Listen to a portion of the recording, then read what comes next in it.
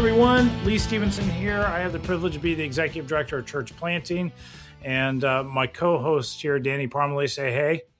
Hello, everyone. I oversee church planting for Converge Mid-America. And we are excited to kick off another episode of our Unfiltered podcast, just having real raw conversations about church planting and the whole church planting world.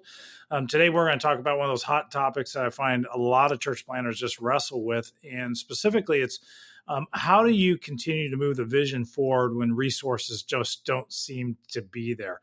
Do you ever run into that moment, Danny? Absolutely. It's one of my favorite subjects, so I can't wait to dish and hoot and holler and scream. So I love it. I love it. And there's multiple facets to me of this, that there's marketing aspects of how do you continue to market the church when resources aren't there? How do you just handle normal ministry, ins and outs of the day-to-day grind when you know that resources aren't there? How do you maximize your volunteers as well when resources aren't there? So which piece of this conversation you want to start with, Danny? I think just even starting off generally, and I don't want to do a whole one on budgeting because I think that deserves its own episode. But just coming from a standpoint as a church planner, especially those that have come from a ministry where they had budgets, that they just move into a church planning with the same mindset. In other words, you came from a large church and you've got your admin, you've got your expense budgets, you've got all this, and you can just kind of spend. Well, in church planting, you don't have that money and you don't even have the cushion. You don't have the, exactly. Guess what? I went over budget. Okay, well, I'll kind of tone it down. It's like the money's literally not there, so you can't spend it. So I think just, and I've seen this a little bit more with church planners right now, that there's this expectation that they get all the bells and the whistles and the best of the best. And again, I want to be really careful and not just say, oh, this is a millennial thing and they're just, millennials acting this way. But I am seeing it as kind of this generation of church planners where there is that expectation. So starting off with the mentality that you may not have the best of the best and there's more bootstrapping involved. So even if you look on Shark Tank and you still hear all of the stories on, how I built this, you got to bootstrap from the beginning. And so if you don't have money, don't spend it and figure out what you're going to spend your money on. And I think that the big ones are marketing, rent, and equipment are the ones where you can get in trouble, especially those that are long-term things like, hey, we're going to sign this lease. It's $4,000 a month. We don't have the money now, but we're pretty sure that that's going to come in because we're awesome. And people are going to come in droves and they're all going to have a ton of money and they're going to be they're just going to be dying and run into the altar to give money to this vision. Absolutely. So those are really, and the same thing with taking on debt early. It's just like a church planner. I mean, you shouldn't take on any debt. You just do not know. So be careful of even business credit cards. Be careful of, basing off of pledges. Pledges don't really mean anything, until it comes in. And so why don't you speak, you give your stuff and then I'll share some more stuff later. Well, I do think, I think the mentality, you do have to have the right mentality as you come into a church plant, especially if you're coming out of an established church situation.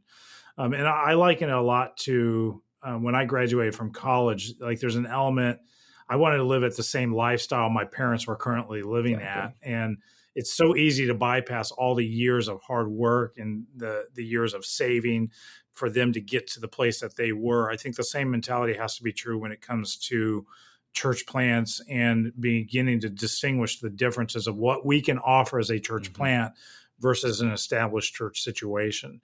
And so I really would say it begins in the conversation where you got to begin to identify what are the things that we feel like are niche opportunities for us in our given community. And even on top of that, what are the few things that we just have to do really well? And those become priority number one then in how you allocate the limited resources that you have. But it also gives you talking points to help people understand, well, for now, we can't do that. For now, this is where we've got to focus in on. And so it begins to educate people. Yeah, we can't do everything. I mean, I can remember week 2 in our previous church plant, guys coming up to me going, "Hey, what do you guys got for men's ministry?" And we're going, "Yeah, nothing." Like, like, and I'm said we do church that we hope men Mhm. like, but we don't have a given ministry and designated budget, and we don't have leadership. Like, that's just not reality to where we are as a church, and so you do have to even educate the church Mhm. people that may show up to a church plan after the grand opening, helping them understand as well. Like, we cannot offer everything that maybe you want in a Mhm. church, because it just takes time, it takes energy, it takes effort to build and establish all of these Mhm. things. I think too, when it comes on to the spending side of things, anytime you spend less than you make, you're Mhm. going to be okay. And so you just got to keep that in honest perspective, whether or not it's in marketing, whether or not it's in equipment purchase, whether or not it's in personnel. Spend Mhm. less than you're bringing in. You're going to be okay. Yep. And in the marketing thing, because I think that's where a lot of guys in the beginning can, just either feel defeated or they actually just make the mistakes and just kind of overspend. And there can be a tendency to really work hard at the mass marketing, like you're trying to reach as many people as Direct possible, mail, all that direct kind of mail. stuff. Whereas, like, if you don't have a large budget for those things, think of how you can do on a smaller scale, things that are very, very specific and local. So I think of even, that means even like the t-shirts and stuff that you buy. So yeah, so maybe you can only buy, 25 to 30 t-shirts for your launch team, but then you wear that, to the park, to an event, that you're doing, or some sort of outreach where, maybe there's a, 4th of July parade or Memorial Day parade, and you're giving away something. And so instead of reaching, 25,000 people with mailers, there's 1,000 people at this parade that you're giving away, you know, whatever it is, chip clips or frisbees or Yeah, whatever, those yeah. types of things. And you're maybe able to have, a little bit more conversation. But again, a church planner's mind is almost always thinking, big billboard, TV, radio. And if you don't have the money on it, don't spend it. Do smaller scale, but it'll have more significance each kind of transaction, because people have a greater connection to it. Yeah, I think that's great. The more personal you can be on the marketing side, especially when you have limited resources, it's going to really benefit you in the long run when it comes to, Mhm. you know, gaining traction within the community and seeing new people, new faces show up to Sunday morning. Yeah, my for marketing ones, when guys say, "Hey, I have such a limited, budget on marketing. What's like the first, marketing thing that I could do?" I jokingly say, "Buy a bounce house, like the real ones, like the thick mill, whatever. They're about 1,200, 1,500 bucks, and then put the name of the church on the side with a, $20 vinyl sign that you get printed.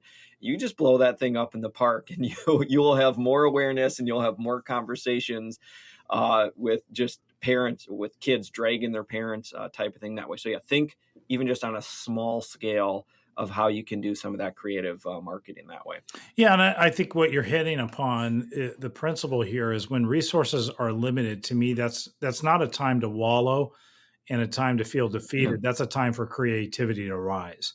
And absolutely. and so it really comes down to mindset and realizing, well, I'd like to do this, but it's just not reality. We shouldn't do that right now because we don't have the resources. So Yeah. spend some time, definitely in prayer, but spend some time even with your key leadership team, and key people around you, your coaches, and just brainstorm, think through, Mhm. hey, this is the area that we feel like we want breakthrough in. We just don't know how to actually make that happen in a cost effective way. And some of your greatest ideas of breakthrough come out of those type of moments. Yeah.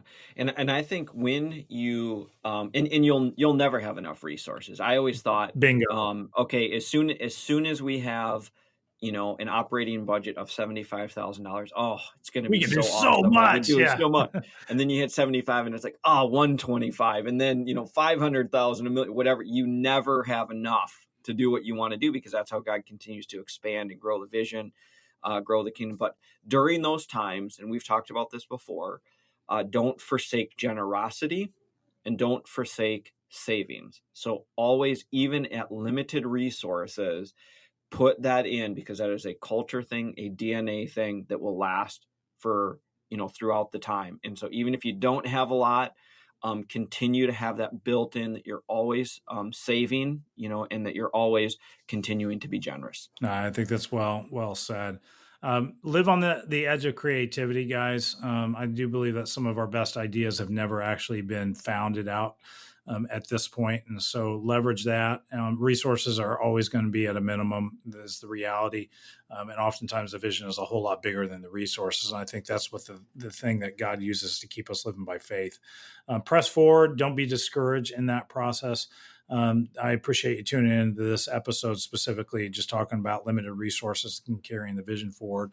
My name's Lee, and this is Danny, and we will catch you until next time. Keep it real, guys.